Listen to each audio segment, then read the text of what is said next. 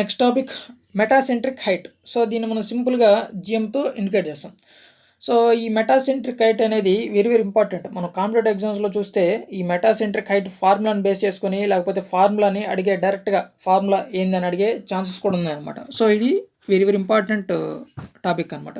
So ఈ metacentric హైట్ని మనం జిఎంతో indicate చేస్తాం. GM equal to actual formula వచ్చి బిఎం మైనస్ బీజీ. సో మనం ఏదైనా ఒక బాడీ చూసుకుంటే 3 కాంపోనెంట్స్ ఉంటాయి. ఒకటి వచ్చి ఎం, నెక్స్ట్ జీ, తర్వాత B. So M means metacentric లేకపోతే meta centre, G means centre of gravity, B means centre of buoyancy. So ఈ 3 ఎలిమెంట్స్ అయితే మనకు ఏదైనా బాడీ అంటే ఫుల్లీ సబ్మర్జ్డ్ కావచ్చు, లేకపోతే పార్షియలీ సబ్మర్జ్డ్ కావచ్చు, ఫ్లోటింగ్ బాడీ కావచ్చు. సో ఏ విధంగా ఆ బాడీ ఉన్నా కానీ ఈ 3 కాంపోనెంట్స్ అయితే ఉంటాయి అన్నమాట. ఓకేనా. నెక్స్ట్ ఈ మెటాసెంట్రిక్ హైట్ గురించి చూస్తే ఈ వాల్యూ వచ్చి GM equal to BM minus BG. So ఇక్కడ ఈ బిఎం వాల్యూని మనం ఐ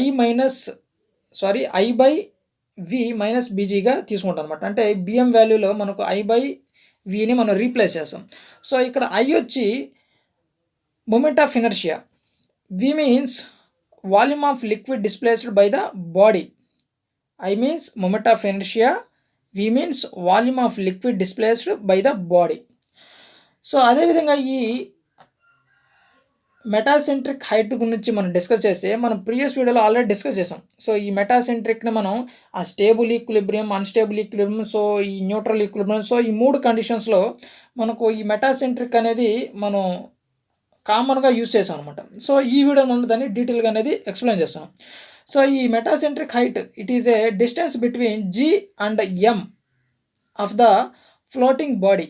సో ఏదైనా ఒక ఫ్లోటింగ్ బాడీ తీసుకుంటే ఆ ఫ్లోటింగ్ బాడీలో ఓకేనా జీ అండ్ ఎం మధ్య ఉన్న డిస్టెన్స్ ఏదైతే ఉంటుందో సో దాన్ని మనం మెటాసెంట్రిక్ హైట్గా మనం తీసుకుంటాం. నెక్స్ట్ అదేవిధంగా GM, that means metacentric height is independent of magnitude of angular rotation and is derived by moment of force. ఓకేనా. సో ఇది సింపుల్గా చెప్పాలంటే మెటాసెంట్రిక్ హైట్ గురించి. సో ఇక్కడ మనం మేజర్గా చూసుకుంటే సో ఈ మెటాసెంట్రిక్ హైట్ ఫార్ములా అయితే మనం గుర్తుపెట్టుకోవాలి. సో ఇది వెరీ వెరీ ఇంపార్టెంట్. డైరెక్ట్గా ఫార్ములా కూడా అడిగే ఛాన్స్ అయితే ఉంటుందన్నమాట కాంపిటేటివ్ ఎగ్జామ్స్లో. అదేవిధంగా ఈ ఫార్ములా బేస్ చేసుకుని కూడా చిన్న మనకు ప్రాబ్లమ్స్ అడిగే ఛాన్స్ కూడా ఉంది. So okay guys, if you like this video, please like my video and don't forget to subscribe to my channel. Okay guys, thanks for watching.